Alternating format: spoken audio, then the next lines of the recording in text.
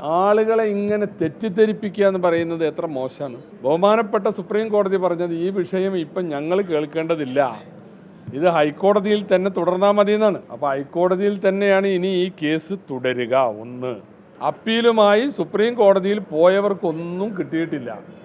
ആ ജാള്യതയിൽ സർക്കാരിനെ എന്തോ സുപ്രീം കോടതിയിൽ നിന്ന് വലിയ തിരിച്ചടി ഉണ്ടായി എന്ന് ഇവിടെ ഇങ്ങനെ പ്രചരിപ്പിച്ച് നടന്നാൽ അതുകൊണ്ട് വല്ല ആശ്വാസം കിട്ടും.